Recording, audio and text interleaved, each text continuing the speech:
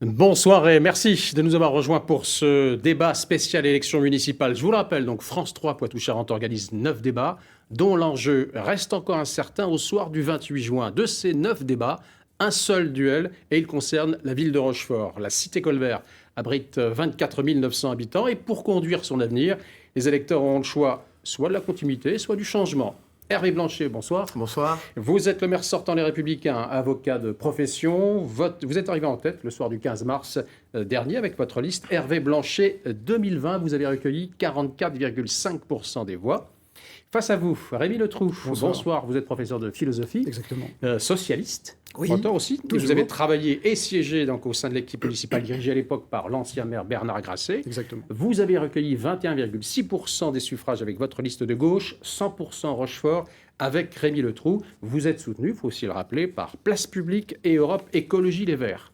Merci à tous les deux d'être présents sur ce plateau pour ce débat donc, concernant les municipales à Rochefort. Rémi Letroux, la première question, elle est pour vous.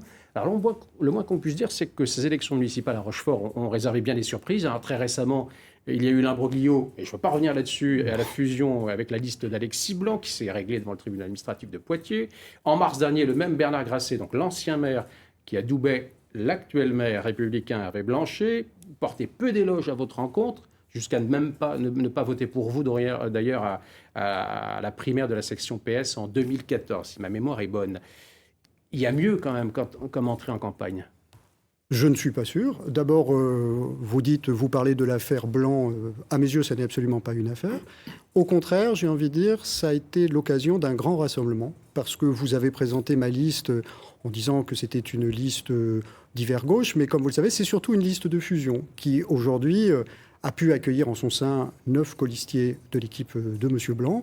Nous nous sommes enrichis de toutes ces compétences, nous avons accru finalement notre base électorale.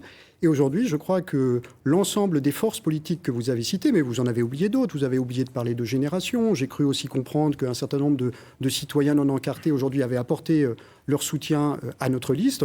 Donc aujourd'hui, c'est un grand rassemblement d'un ensemble de Rochefortais qui nous porte avec enthousiasme. Et d'ailleurs, je peux vous le dire, ça fait 15 jours que nous faisons du porte-à-porte, et j'aime autant vous dire que les Rochefortais sont impatients d'en découdre ce 28, ce dimanche prochain. Je crois qu'ils ont vraiment envie de changement. Hervé Blanchet, vos détracteurs disent de vous que vous n'avez pas réalisé grand-chose durant vos 6 années de mandat. Écoutez, les électeurs décideront dimanche soir. Je sais que M. Letroux a ratissé large. Il y a le Parti communiste également qui fait partie de son équipe. Moi, ce qui m'intéresse, c'est les projets de la ville de Rochefort. Donc tout ce qui s'est passé à l'entre-deux-tours ne m'intéresse pas. Avec mon équipe, on veut continuer. On a renouvelé l'équipe. J'ai des gens motivés, avec des compétences multiples. Et je peux vous assurer que ce qui nous anime, c'est de continuer à lancer cette dynamique que nous avons engagée. Eh bien, on va aborder justement les projets structurants qui vous animent. Rochefort est certainement la ville qui possède la richesse patrimoniale et le potentiel foncier le plus important de la région Poitou-Charentes. C'est à la fois une chance et un défi semé d'embûches. Avant de vous entendre justement sur vos projets structurants, Rochefort, c'est aussi une ville qui bat au rythme d'un secteur, l'aéronautique. Et ce secteur va connaître des turbulences dans les mois à venir. Voyez le reportage d'Éric Vallée et Joël Bouchon. Jour de marché à Rochefort, les habitants font leurs emplettes comme avant. Et pourtant, la ville risque de subir un choc sévère dans les prochains mois. Ici, une industrie phare domine, tout le monde en est bien conscient. Vous connaissez la principale industrie de Rochefort ? Je pense que c'est l'industrie concernant les avions, non ? Oui, c'est ça. Oui. Ouais. Et il y a beaucoup de sous-traitants, d'entreprises sous-traitantes qui travaillent pour cette usine. Ça vous inquiète, la situation de l'aéronautique actuellement ? Ah, quand même, oui, parce que les sous-traitants d'Airbus, ils sont un peu malmenés. Comme eux, ils sont en prise directe. Oui, c'est inquiétant, quoi. Chez ce restaurateur, voisin du géant Stelia, filiale d'Airbus, on constate déjà que certains repas se font moins fréquents. Ça se sent déjà. Et en plus, il y en a qui sont en télétravail, bien sûr, qui sont au chômage partiel en plus. Ça inquiète quand même l'industrie aéronautique qui... Ouais. Ben, c'est le premier employeur à Rochefort. Hein. Car aux 1000 emplois de Stelia, il faut en ajouter 1000 dans la sous-traitance. L'aéronautique, c'est 80% de l'emploi industriel de la ville. Et jusqu'ici, tout allait bien. Nous aurions fait cette interview il y a quelques semaines. Je vous aurais dit tous les clignotants sont au vert, tout va bien, l'aéronautique va bien. Malheureusement, le Covid est arrivé et il y a eu un arrêt brutal de tous ces secteurs de l'activité. Alors, on peut dire que Rochefort a toujours eu un tissu industriel plus important que les autres villes du département. C'était sa fierté. Le fait que maintenant le Covid vienne toucher cette grosse activité qu'est le secteur aéronautique va poser des problèmes dans les mois à venir. Personne, bien sûr, ne regrettera que le secteur ait créé des emplois dans le passé. Mais quand une industrie est ultra dominante sur une ville, cela a ses limites. Quand il y a une industrie qui fonctionne bien, ça a tendance à faire un petit peu des petits autours. Mais par contre, le danger, c'est ça. C'est que quand on est mono-industriel sur un bassin, quand ça va pas, ça va vraiment pas. Et puis du coup, ça fait un peu les vases communicants, quoi. S'il n'y a plus vraiment d'industrie sur Rochefort, donc il y a beaucoup de licenciés, il y a beaucoup de pertes d'emplois, ça va se répertorier sur les commerces, sur toute l'économie locale. Et c'est vrai que après, du coup, on peut faire un effet boule de neige et ça devient vraiment dramatique. La ville a-t-elle eu raison de mettre tous ses œufs dans le même panier? Facile de juger après coup. L'industrie aéronautique décollera-t-elle à nouveau? Dans quel état? Question cruciale pour l'avenir de Rochefort. Alors, retour sur le plateau de France 3 Poitou-Charentes pour ce débat, donc spécial élection municipale et spécial Rochefort. Hervé Blanchet, vous avez entendu les propos des uns et des autres. Vous attendez à de la casse sociale dans ce domaine-là? Il va y avoir des difficultés, mais je ne partage pas l'affirmation de dire qu'à Rochefort, il y a une mono-industrie. Ce n'est pas vrai. Il y a l'aéronautique, il y a le tourisme, il y a le nautisme, il y a le thermalisme, on en parlera tout à l'heure, je pense. Oui. Donc, on a la chance d'avoir un territoire riche et diversifié. Mais vous êtes un maire inquiet aujourd'hui ou pas? Je suis un maire responsable, attentif. J'ai au téléphone régulièrement les chefs d'entreprise. Je me suis entretenu encore hier avec M. Gauthier, le PDG de Stelia Aerospace. Oui, il va y avoir des difficultés, on le sait tous. C'est mondial, ce n'est pas propre à Rochefort. Mais il va y avoir des solutions. Au niveau de l'agglomération, j'ai proposé la mise en place d'une cellule d'accompagnement auprès des salariés qui vont faire l'objet. On sait qu'il y aura des plans, qu'il y aura un DPSE, des plans de sauvegarde de l'emploi.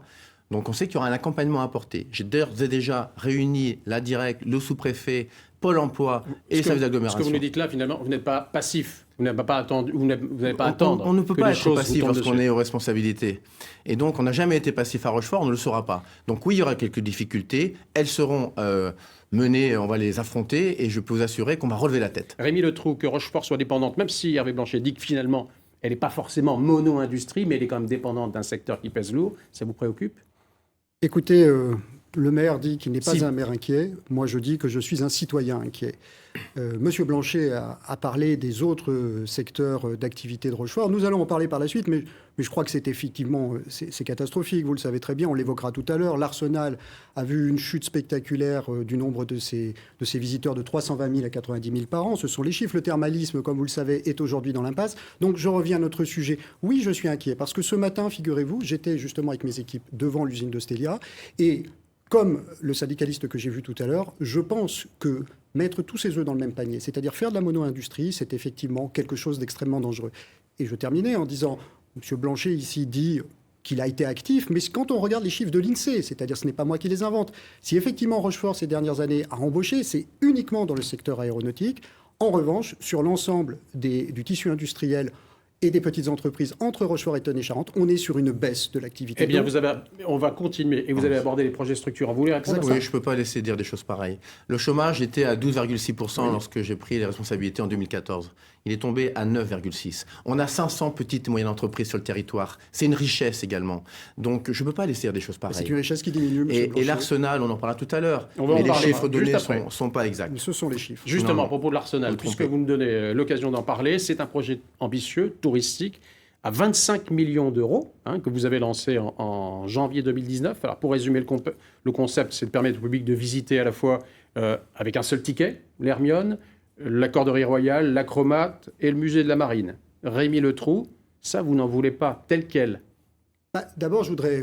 Ou pas comme ça, en tous les cas. Non, pas comme ça. Vous l'avez dit vous-même, la seule invention durant les 6 dernières années, c'est ce billet unique, qui n'a pas servi à grand-chose, puisque, comme je viens de le dire, les chiffres, je les rappelle, on est passé de 320 000, qui était une étude de la CCI, sous la fin du mandat de Bernard Grasset, à aujourd'hui moins de 80 000. Ça veut dire, mais c'était prévisible ou pas? Oui, c'était prévisible. On savait effectivement à un moment donné que la fin de la construction de l'Hermione allait provoquer ce genre de choses. Donc il fallait immédiatement prendre les choses en main. Hervé Blanchet a patienté pendant 4 ans avant de découvrir qu'il avait un arsenal. Et qu'est-ce qu'il fait? Il commet cette incohérence aujourd'hui de proposer justement un billet commun qui fait que si vous êtes par exemple un senior en visite, vous êtes, pour voir le bateau, pour voir le CIM, le Centre international de la mer, obligé d'acheter un billet avec la Croma. C'est une incohérence. Évidemment, vous l'avez dit. Donc vous ne le ferez pas, ce type de projet, si demain vous venez Moi, je veux revenir au fondement de ce qu'était l'Arsenal. L'Arsenal, vous savez, à Rochefort, c'était un lieu de travail. Et les gens sont venus pendant des années pour voir le travail, la mise en place de l'Hermione, les copeaux, la Sûre, et c'est ça qui est important. Faire, comme le propose M. Blanchet aujourd'hui, un parc d'attractions, c'est à la fois être hors sol par rapport à l'histoire de Rochefort, et c'est surtout se mettre en concurrence avec d'autres sites dans notre propre région, le Futuroscope ou encore la Vendée. C'est finalement mettre beaucoup d'argent, 24 millions, vous l'avez dit, pour quelque chose qui n'est ni original ni à l'image de Rochefort. Hervé Blanchet, sur ce projet-là, vous l'avez donc financé, mais vous êtes sûr de votre coût, si je peux dire? Le projet, il est multiple. C'est un projet patrimonial, un projet touristique, un projet culturel et un projet économique. Monsieur Le Trou, il ne connaît pas forcément bien ces dossiers. Les chiffres qu'il annonce sont inexacts. Les chiffres quoi? Des visiteurs? Les 90 000 visiteurs. En 2019, l'Hermione était parti. Il y a eu le voyage à Rouen. Il est revenu au début juillet. Et l'Arsenal des mers n'a fonctionné que 6 mois. Donc le chiffre qu'il donne, déjà, il est inexact, mais sur 6 mois. C'est 125 000 et 205 000 visites qu'il y a eu en 2019 sur 6 mois. Projet structurant, parce que partenariat de la région, partenariat du département, 25 millions d'euros, c'est pas rien. L'État est également là. Il y aura une requalification, on va améliorer les abords des formes de Radoux. On va proposer un spectacle nocturne à partir de l'année prochaine, qui va être magnifique, poétique, féerique. On va repositionner cet arsenal de mer avec une fréquentation qui va être confortée. Ça veut dire que ce projet, et ça profitera aux commerçants. Ce projet tel que vous nous le présentez, il ne pourrait pas être défait si demain la majorité change. Il ne peut pas être défait. Et la volonté de dire on va reconstruire des choses, il faut déjà entretenir l'Hermione. C'est 800 000 euros par an. Il faut entretenir l'Hermione. Et donc ça, c'est un défi. Voilà. Alors, en ces temps d'incertitude financière, messieurs, vous êtes quand même vous aux commandes et en même temps, c'est vous qui demandez à être aux commandes d'une ville. Les garanties financières publiques et privées seront au rendez-vous? Il va falloir recaler nos budgets, c'est évident. La région a apporté quoi? 4 millions? Oui, 4 millions. Et uniquement sur le volet formation. Non, c'est faux, c'est absolument faux. La région a voté, je suis conseiller régional, je connais un peu le dossier. La région a voté, le département a voté, l'agglomération participe. C'est sur 6 années et je peux vous assurer que c'est un beau projet. Vous savez, les projets structurants à Rochefort, il n'y a pas que l'Arsenal. Moi, les projets structurants du quotidien, je les ai menés pendant tout mon mandat avec mon équipe. Sur les équipements sportifs, sur la voirie dans les quartiers, plein de choses. On va décliner justement tous vos projets, mais c'est important de revenir juste sur ce projet-là, parce qu'il pèse énormément, 25 millions, c'est pas rien. Moi, j'ai juste noté, et vous l'avez souligné que vous étiez conseiller régional, que la région Nouvelle-Aquitaine est en train d'essayer de trouver 120 millions d'euros qui lui manquent. On l'a vu dans des villes, des subventions ont été retirées, et pas des moindres. Est-ce que vous avez la garantie que la région Nouvelle-Aquitaine va vous accompagner, continuer à vous accompagner? Toutes les collectivités, vous avez raison, vont perdre des recettes à cause de cette crise. 120 millions d'euros. Donc, il se peut qu'il y ait des choses qui soient différées. Il ne faut pas avoir peur de différer des projets lorsque ça se nécessite. Donc, je ne suis pas inquiet.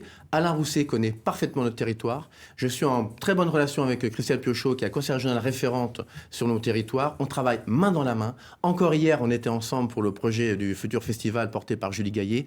Et donc, j'ai une confiance totale en ce partenaire qui est la région Nouvelle-Aquitaine. Rémi Le Trou. Je vais répondre en 2 mots. D'abord, sur ce fameux budget à 24 millions d'euros, d'abord, oui, nous le réorienterons dans un sens qui convienne mieux à la ville de Rochefort. Et puis surtout, ce projet, il est étonnamment mal ficelé. On n'a même pas des coûts d'amortissement. On nous annonce un grand spectacle, un grand show. On ne sait même pas. On sait que ce genre de spectacle numérique s'épuise très vite. Au bout de 3 ans, il faut renouveler. Nous n'avons jamais vu un tableau d'amortissement. Nous n'avons jamais rien vu. Bref, on avance au coup par coup. Et quand, à côté de ça, vous avez une association importante à Rochefort qui comporte plus de 1000 membres, qui propose un projet formidable dans l'air du temps, écologique, qui s'appelle un moulin à draguer, qui peut permettre de redynamiser justement le site de l'Arsenal, qui va permettre aussi de redévelopper l'économie, parce que si on nettoie de la vase devant les formes de Radoub, on peut effectivement relancer une activité. Fin de non-recevoir de la municipalité. Fin de non-recevoir de la municipalité qui refuse de porter depuis le début ce projet, alors que finalement c'est un projet d'initiative privée, c'est-à-dire Monsieur Blanchet, qui pour l'instant ne vous a demandé aucun financement particulier, mais comme ça n'est pas effectivement du chaud et des paillettes, comme c'est du concret, comme c'est un projet magnifique, effectivement vous n'êtes pas d'accord avec ce projet. Je ne peux pas laisser dire des choses pareilles, puisque encore une fois Monsieur Le Trou connaît mal son dossier. puisque je suis membre de l'association. Mais les études ont été financées par l'agglomération et la ville de Rochefort. Oui, c'est un projet soutenu par mon équipe. Des membres de mon équipe, des adjoints font partie de l'association. Je connais parfaitement le président. Nous sommes en phase. Les études qui ont été menées aujourd'hui sont payées par l'agglomération Rochefort-Océan. Donc si je ne soutenais pas, dont je suis président, si je ne soutenais pas le dossier, Monsieur Le Trou, il n'y aurait pas eu un euro. Le moulin ne figurait même pas dans le projet d'aménagement de l'Arsenal. Le moulin, c'est un soutien de l'agglomération de la ville de Rochefort. Alors, on va poursuivre sur les projets qui, d'ailleurs, vous n'avez pas la même vision de vos projets, ils sont importants. La maison Pierre Loti, messieurs, elle a été sélectionnée par le Loto du patrimoine, elle sera ouverte au public en 2023, je crois, précisément à l'occasion du centenaire de la mort de l'écrivain et officier de marine. Alors Rémi Le Trou, même question, vous ne pouvez pas nier que la municipalité, justement, a été au cœur de ce projet. Alors là, on parlait de 25 millions pour l'Arsenal, alors on est à 10 millions d'euros. Oui, alors, écoutez, moi j'entends vous dites le projet sera ouvert en 2023. Écoutez, vous avez des doutes? En 2014, la tour de l'hôpital Saint-Charles devait être reconvertie, toujours pas. L'hôpital de la Marine devait être reconverti, toujours pas. Tout l'Arsenal devait effectivement se convertir, toujours pas. Donc vous savez, dans cette ville depuis 6 ans, qu'est-ce que j'ai entendu des « vous allez voir ce que vous allez voir » et au final on le voit bien aujourd'hui, strictement rien. Alors d'une part, j'ai quand même des doutes sur la réalisation de cette opération. Et d'autre part, je sais que jusqu'à présent, ce qui a été fait sur cette maison Pierre Loti, c'est, vous l'avez dit vous-même, des apports de l'État, des subventions, le fameux loto du patrimoine. Alors, c'est très bien. Moi, je suis ravi de voir ce bijou rochefortais, effectivement, être aujourd'hui l'objet du soin de l'État. Mais je ne vois pas, d'abord, effectivement, en quoi la municipalité est à l'origine de ceci. Et je ne vois toujours pas, moi, aujourd'hui, la moindre trace qui prouve qu'en 2023, la maison sera ouverte. Hervé Blanchet, est-ce que vous pouvez rassurer Rémi Le Trou? Oui, je vais lui rappeler simplement que c'est quand même la ville de Rochefort qui est propriétaire de la maison Pierre Loti. Donc, en étant propriétaire de la maison Pierre Loti, le maître d'ouvrage des travaux, c'est donc la ville. Mais pas le financeur, mais pas forcément le financeur. Le maître d'ouvrage, c'est la ville, qui finance à hauteur d'un certain montant, parce qu'on a réussi à obtenir de l'auto, donc patrimoine, 500 000 euros pour la construction de la mosquée. Et la fondation du patrimoine. Non. La fondation du patrimoine, c'est encore autre chose. Oui, on a réussi, avec du partenariat du mécénat, à obtenir plus de 150 000 euros via des mécènes tels différents organismes privés. Oui, tout à fait. En plus, la région, le préfet de région a apporté 500 000 euros pour le projet. Donc l'État, comme c'est un monument inscrit, monument historique, l'État doit apporter sa contribution. Donc la ville... Le chèque de 390 000 euros pour le plafond. Pour le plafond. On l'a eu. Mais c'est la Fondation du patrimoine. Oui, mais c'est la mission l'autopatrimoine. J'entends toujours pas le chiffre de la ville. Mais si, nous avons 1 million d'euros du département que nous sommes allés chercher, 1 million d'euros de la région. Et le reste, la moitié, c'est l'État et la ville. Donc si vous savez compter, Monsieur Le Trou, 10 moins 2, 8, on a 4 millions chacun à supporter pour la maison Pierre Loti. Et les travaux ont commencé. Alors ne niez pas... Non, ce sont des travaux de consolidation qui durent depuis 10 ans, vous le savez très bien. Mais vous ne connaissez pas vos dossiers. La maison Pierre Loti, tout est parti. On a un super projet. Et en 2023, je vous le dis, moi, on va réouvrir pour le décès, le bicentenaire du décès de Pierre Loti. Rémi Le Trou, autre dossier important, l'ancien hôpital civil Saint-Charles, qui est devenu une verrue pour la ville de Rochefort. Ceux qui connaissent Rochefort connaissent bien cet ancien hôpital civil. Vous ne croyez pas du tout à la reconversion du site. Vous optez plutôt carrément pour une destruction. Alors, vous dites une verrue, mais apparemment, ce n'est pas l'avis de M. Blanchet, puisqu'il veut le conserver. Oui, je le pense depuis très longtemps, puisque je ne cesse de le rappeler. Lors de la dernière année du mandat de Bernard Grasset, il m'avait confié la mission de monter à Poitiers et de négocier auprès de la DRAC le fameux permis de démolition qui est toujours affiché sur ce bâtiment. Alors, pour qu'on comprenne bien, le dossier de l'hôpital Saint-Charles, il ne date pas de la période d'Hervé Blanchet. Non, il date des dernières années du mandat, effectivement, de Bernard Grasset, qui s'est beaucoup interrogé sur ce bâtiment. Mais il n'a pas fait grand-chose pour le coup. Quand vous avez ce dossier qui vous tombe entre les mains... Alors si, il a fait une chose quand même essentielle, et on oublie de le dire aujourd'hui, c'est qu'il l'a racheté justement à l'ARS, donc en tout cas à l'organisme des hôpitaux qui détenaient ce bâtiment. Pourquoi ? Parce que justement, il voulait que la ville ait le contrôle pour que justement, à aucun moment, un privé ne puisse faire absolument n'importe quoi sur ce dossier. Donc sur ce dossier-là, vous dites destruction. Je finis. Sur ce dossier-là, justement, qu'a fait M. Blanchet à peine arrivé ? Il a confié ce dossier précisément à un privé, un pécunieux qu'on connaît bien, et au lieu d'un projet, au bout de 6 ans, nous avons quoi ? Un procès, le fameux procès qui oppose M. Joigny aujourd'hui à la ville de Rochefort. La verrue est toujours là. Et la situation économique que vous avez rappelée tout à l'heure montre que les tentatives de reconversion de cette tour, il y en a pour quelque chose comme 30 millions, elles ont déjà été chiffrées, n'ont aucun sens aujourd'hui. Hervé Blanchet, Il sur faut ce donc dossier-là, nettoyer. vous aviez un projet dans les tiroirs, hein. Mais je sais oui, que vous aviez bien un sûr. projet, Certains- mais ça n'a pas abouti. Non, on a fait un appel à projet au tout début du mandat. Il y a une seule personne, une société qui était candidate, qui a voulu mener le projet, qui n'y a pas réussi. Oui. Ce que je veux vous dire, certains disent que c'est une verrue, mais c'est un potentiel du centre-ville, un vrai potentiel. On veut continuer, nous, à faire vivre la ville de Rochefort, faire vivre les commerces. Et donc, avec ce potentiel, on peut y accueillir des étudiants, des salariés, des Bien sûr, habitants. j'ai vu que vous vouliez avec faire une un offre école de stationnement. d'infirmières à La Rochelle-Rochefort. Qui va être regroupée à Rochefort. On aura 600 étudiants, plus d'autres Quand je dis une activités. verrue, c'est-à-dire que c'est quand même un dossier. Non, L'établissement, il vieillit. Il faut laisser l'établissement est en bon état. D'extérieur, il n'est pas beau, on ne va pas se mentir.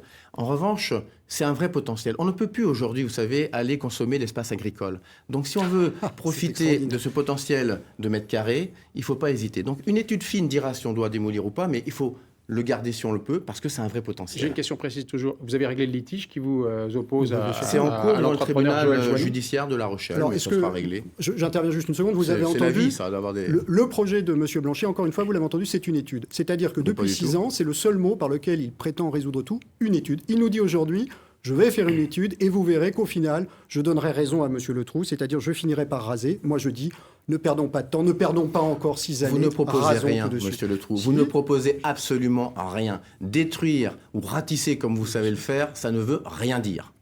L'autre site, il est important, c'est l'hôpital de la Marine, là également, puisque vous avez quand même un patrimoine qui est impressionnant. Ah oui. Situé à quelques pas des Thermes, pour ceux qui connaissent toujours Rochefort. Alors seulement ce problème, la différence avec l'Océan Hôpital Saint-Charles, c'est que ce site est privé. Exactement. Il est actuellement propriété de la famille Cohn. Hein.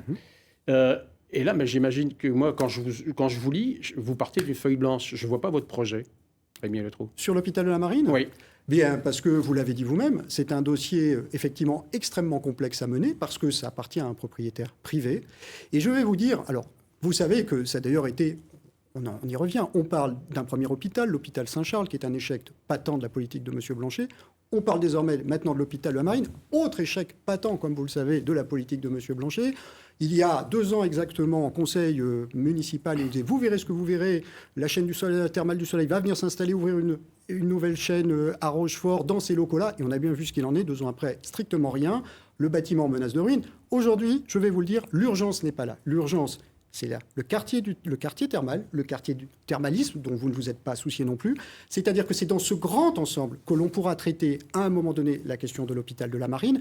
Mais vous savez, il faut d'abord redynamiser le secteur qui se trouve devant, notamment en imaginant justement une rénovation de la cure thermale actuelle, en nettoyant le quartier, je l'ai proposé tout à l'heure, en rasant l'hôpital Saint-Charles. Et quand il y aura des opportunités, alors on pourra traiter avec ce propriétaire privé, justement parce qu'il y a bien quelques idées dans l'air, mais pour l'instant, vous voyez, elles n'ont aucun sens dans le contexte actuel. Hervé Blanchet, le propriétaire d'ailleurs, il veut toujours vendre. Oui, je suis en relation régulière avec M. Cohn.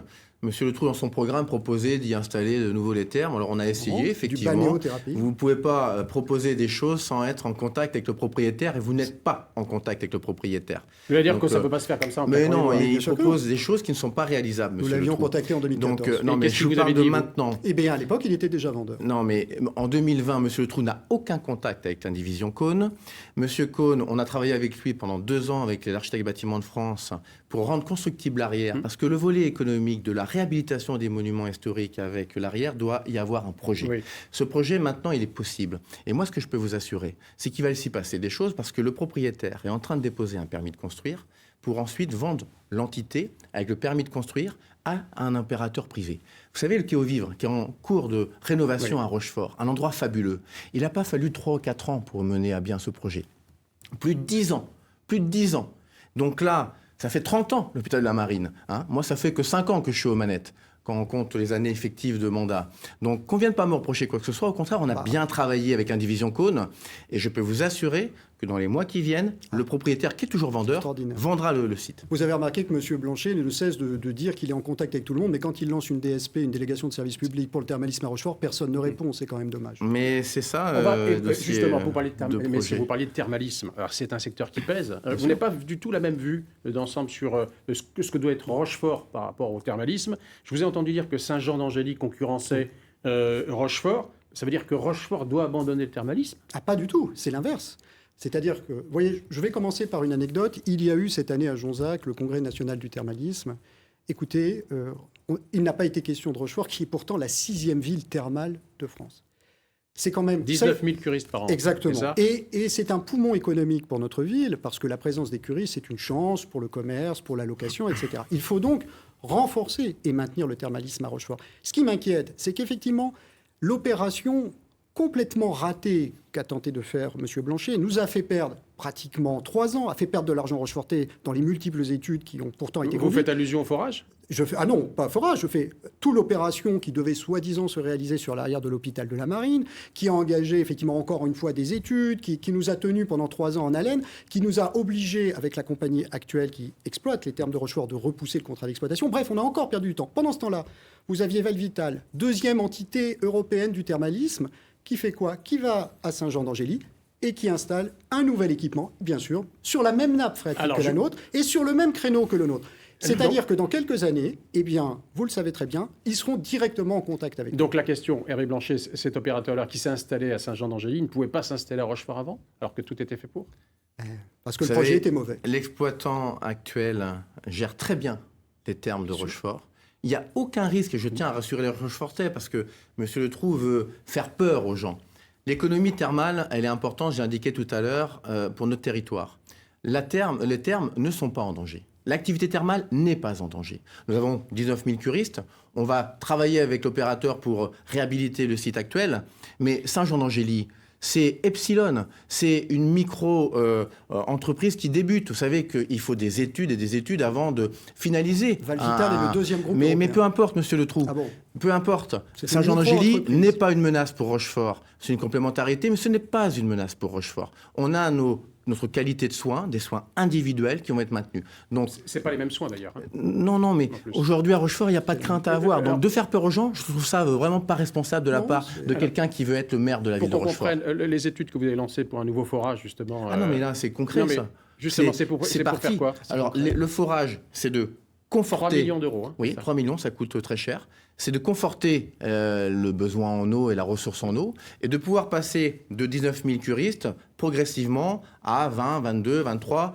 On ne pourra pas aller, comme dit M. Le Trou, à 30 000 curistes, ce n'est pas possible. Je tiens à dire que le partenariat que nous avons avec Léa Nature sur les thermes, où on a des produits cosmétiques bio, avec maintenant le nom de Rochefort au national et international, c'est une notoriété supplémentaire pour notre territoire. Donc n'ayez pas d'inquiétude, l'activité thermale se porte bien et nous l'accompagnons. Rémi Le Trou, vous dites du maire qu'il est plus bleu que vert, plus fer que terre. Ah, je ne l'ai pas dit, mais je l'assume. Ce n'est pas de moi, mais je trouve ça très exact. Ça, c'est pour la partie environnementale. J'ai bien compris que vous souhaitiez que nous parlions d'environnement. Je crois, vous l'avez compris, que nous, notre liste s'affiche clairement, effectivement, en direction, justement, du développement durable, et j'ai même osé le terme de transition pour la ville de Rochefort. Le maire de Rochefort, non, il est plutôt noir de la suie de l'incinérateur, comme vous le savez, puisque, effectivement, le seul point à mettre au compte d'Hervé Blanchet sur les 6 dernières années de mandat concernant l'environnement, c'est bien sûr cet incinérateur qui vient polluer le grand site. C'est quand même une catastrophe. Pour le reste, comme vous le savez, sur l'ensemble de ce qu'on appellerait le volet écologique, vous n'avez strictement rien fait, Monsieur Blanchet.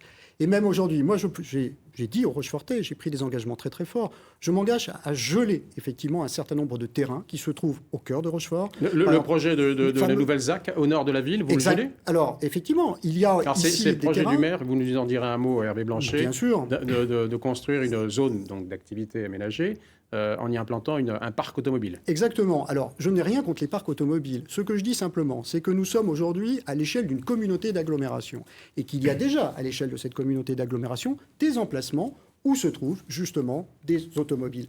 Rassemblons cela. Au lieu d'aller consommer des territoires au nord de Rochefort, qui sont aujourd'hui des territoires agricoles, qui sont en plus de cela des territoires situés en limite de zone humide, je suis déjà allé voir, moi, ces territoires. Il y a déjà aujourd'hui quelques travaux de terrassement qui laissent présager le pire, c'est-à-dire de vastes étendues qui seront désormais goudronnées et qui finissent comme un déversoir en direction de zone humide. Il y a une humide. déviation quand même qui est actuellement construite, c'est le département de la Charente qui en est à maître d'œuvre pour pouvoir désengorger aussi le trafic du centre-ville. Mais vous savez, vous n'y êtes pas opposé quand même. Ce fameux barreau nord, oui. J'y ai été favorable pendant très longtemps, mais aujourd'hui, je me pose une question encore plus simple. Je pose la question suivante.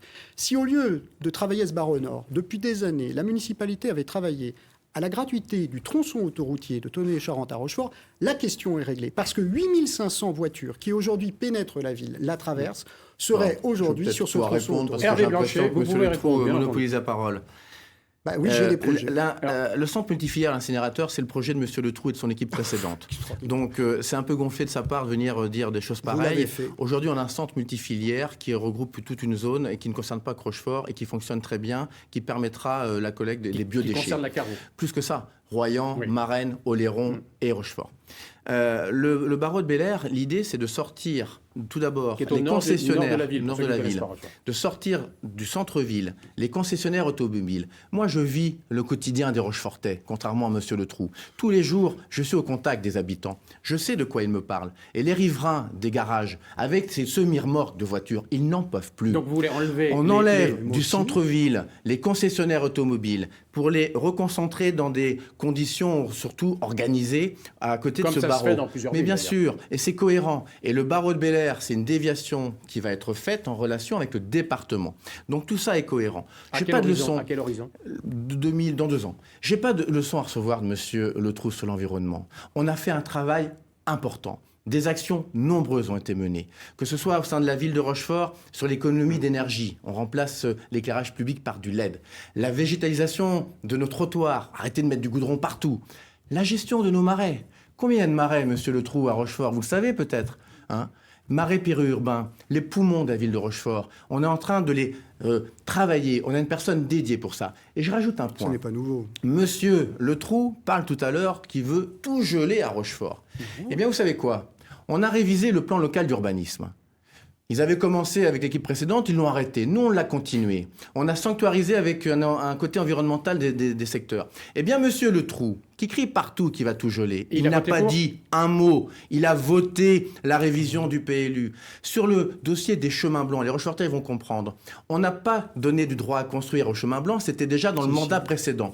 Vous les avez sanctuarisés ? Bien sûr. C'est l'équipe de Rémi Le Trou qui a donné le droit à construire. Nous, on a protégé en imposant des limites de 16 mètres d'obligation de végétaliser. Donc il y aura des maisons. Pour accueillir des gens dans des bonnes conditions, il faut savoir coordonner tout ça. Donc il n'a pas voté contre. Il n'a pas dit un mot. Je réponds en amont. Extraordinaire. Je réponds en amont. Vous demandez ce que l'équipe actuelle, voté contre ce que l'équipe actuelle a fait pour l'environnement. Donc vous attendez une action. Monsieur Blanchet vous répond par un document administratif. Ah bon ? C'est exactement le mandat. Des documents administratifs, des études. Est-ce que vous avez voté contre ? Au final de ces 6 années, strictement rien. Un petit point. Si on n'avait rien fait au côté environnemental, on n'aurait pas eu le label Grand Site de France. Donc ce label, il va nous être décerné. C'est quand même une réussite. En 6 ans de mandat, Hervé Blanchet, vous dites que vous avez désendetté la ville. L'héritage de vos prédécesseurs, c'était 37 millions d'euros en 2014. Vous êtes passé à 28 millions d'euros. Vous le dites, en 2020. Malgré la baisse des dotations de l'État de 8 millions d'euros entre 2014 et 2018. Mais vous avez quand même augmenté les impôts en 2016. J'assume totalement. Pas seulement. Vous avez parfaitement résumé la situation, mais Monsieur Le Trou était dans l'équipe précédente, il connaissait le fort endettement de la ville de Rochefort, il l'a endetté. Donc, en clair, vous avez hérité d'un passif. Un passif important, endettement important, 1 500 € par habitant, au lieu de 1 000 en moyenne nationale. Nous avons ramené en 6 ans de 1 500 à 1 000 €, de 37 millions de dettes à 28 millions.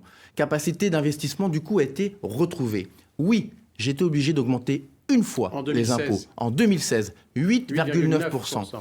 Vous l'avez indiqué, lorsque nous arrivons au pouvoir, baisse des dotations, des ressources de l'État vis-à-vis de la ville. 8 millions de dotations en moins entre 2014 et 2018. 2 millions par an, effectivement. Ce qui veut dire qu'on est obligé et contraint de monter les impôts, et l'augmentation des impôts donnait une recette fiscale de 1,3 million. Donc, à côté de la recette qui est insuffisante par rapport aux 2 millions, on a dû gérer avec les services, avec mes élus, de manière rigoureuse, et on y est arrivé. Donc vous dites pour vous, bilan positif en ce qui vous évidemment. Vous avez une capacité d'investissement de 10 millions par an aujourd'hui. Rémi Le Trou, sur cette question-là, de la fiscalité. Oui, j'entends beaucoup de chiffres, etc. Les Rochefortais, 19 ans que j'habite à Rochefort, Monsieur Blanchet, vous, ça fait à peine 2 ans.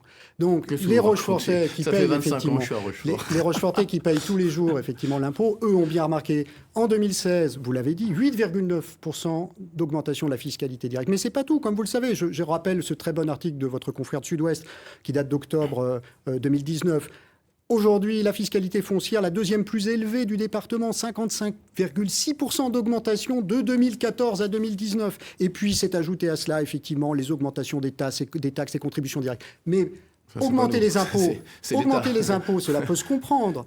Mais encore faut-il derrière bien les gérer, ces augmentations d'impôts. Or, je viens de le dire, en 6 ans, cet argent n'a servi à rien puisqu'aucun projet structurant n'a été conduit. Et surtout, je finis, excusez-moi, mais surtout cet argent a été considérablement gaspillé. Les études dont j'ai parlé tout à l'heure, les projets inaboutis, c'est presque une année entière de mandat gaspillé, presque 7 millions d'investissements pour rien. Et il nous reste 4 minutes, messieurs. Je voudrais qu'on aborde le dernier thème de cette émission, c'est le rapport entre La Rochelle et Rochefort. Souvent, on a dit que Rochefort vivait à l'ombre de La Rochelle, alors notamment sur le plan culturel.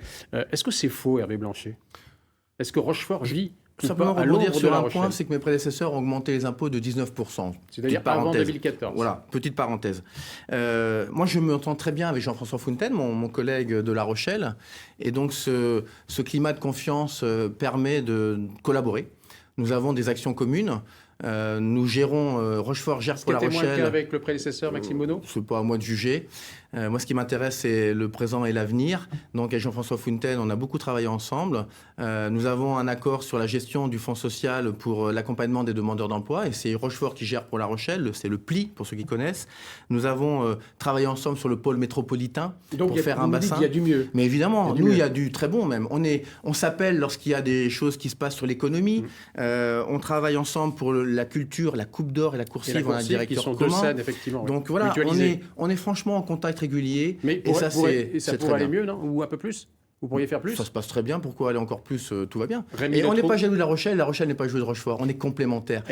Un petit point, on a travaillé ensemble pour l'augmentation du cadencement entre La Rochelle et Rochefort sur le TER. Justement, il y a un flux. Les travailleurs, beaucoup de gens travaillent à La Rochelle. Rémi Le Trou, sur cette question du rapport La Rochelle-Rochefort. Je vais vous répondre. Je crois que là, les citoyens sont en avance sur les politiques. Je ne cesse de le répéter. Un grand nombre de Rochefortais prennent effectivement la navette cadencée ou leur voiture pour aller à La Rochelle tous les jours et inversement. C'est-à-dire que l'unité entre nos deux villes, elle s'est déjà faite dans les têtes depuis très longtemps. Et il faut donc évidemment accompagner cela. Mais il n'y a pas une ville qui vit à l'ombre de l'autre? Cela dit, justement, c'est mon deuxième point. Cette collaboration ne doit pas enlever toute forme de vigilance. Et là, je pense aujourd'hui à un dossier extrêmement important, extrêmement particulier, c'est celui de l'hôpital de Rochefort. Vous le savez très bien, il y a un nouveau projet d'hôpital à La Rochelle, piloté par l'ARS, et il est à craindre que pour que cet hôpital se développe complètement, l'ARS ne vienne, encore une fois, amputer une certaine capacité de l'hôpital de Rochefort. Cela fait 6 ans que nous attirons, nous, l'attention sur cet hôpital qui, on l'a vu une fois encore pendant la crise du Covid, a été essentiel avec des personnels formidables. Alors que M. Blanchet, depuis 6 ans, il est pourtant président du conseil de surveillance, n'a jamais rien dit sur la diminution des lits, la diminution des personnes, etc. Il faut aujourd'hui être extrêmement vigilant à la place de l'hôpital de Rochefort dans ce grand ensemble. Parce que vous craignez que le futur hôpital de La Rochelle, effectivement, gagne exactement, phagocyte encore l'hôpital de Rochefort, alors que nous sommes à la tête d'un établissement magnifique avec des personnels extraordinaires, qui est un hôpital de territoire qui va finalement sur l'île de Il nous reste 2 minutes, Ce que méconnaît M. Le Trou, c'est que le projet médical est partagé entre les deux structures. Alors, il nous reste 2 minutes. En 30 secondes, je souhaiterais effectivement que vous apportiez un mot de conclusion. Rémi Le Trou. Alors écoutez, je voudrais terminer simplement en parlant ce soir de mon enthousiasme à effectivement conduire une liste pour cette élection municipale. Je crois que, je vous l'ai dit, je crois qu'il y a aujourd'hui à Rochefort une véritable volonté de changement. Nous avons effectivement, dans cette ville, envie qu'il se passe quelque chose de neuf, que les projets enfin aboutissent, que la ville redevienne sociable, agréable, que les projets aboutissent, que l'hôpital disparaisse. Et je sens, justement, dans cette grande liste de rassemblements dont je vous ai parlé tout à l'heure, justement cette volonté forte. Et dans le porte-à-porte que je mène depuis 15 jours, je vois effectivement les gens nous demander notamment plus de démocratie à Rochefort. Et ça, je m'y engage. Il faut voter pour une liste qui proposera un véritable changement à Rochefort. Hervé Blanchet, votre mot de conclusion. Avec mon équipe, nous avons œuvré chaque jour pour les Rochefortais depuis 6 ans. 6 années consacrées à l'embellissement de la ville, à son attractivité, à son patrimoine, à sa solidarité. Aujourd'hui, Rochefort est une ville beaucoup plus accueillante et il y fait bon vivre. Demain, je souhaite engager avec une équipe motivée, pleine de compétences et qui n'a pas changé entre les 2 tours, la dynamique que l'on va poursuivre. Mon parti, notre parti à nous, c'est Rochefort. Donc une élection, ce n'est jamais gagné d'avance. Je compte sur les Rochefortais pour voter pour la liste Hervé Blanchet 2020. Merci infiniment, messieurs. Merci d'avoir participé à ce débat. Ce débat que vous pouvez revoir sur notre site internet na.france3.fr. Demain à 18h, dernier rendez-vous politique avant le second tour des municipales. Jérôme Villain accueillera les 3 prétendants à la mairie de La Rochelle. Moi, je vous retrouve dimanche pour une grande soirée électorale. Tout de suite, votre édition Atlantique. Très bon début de soirée à tous.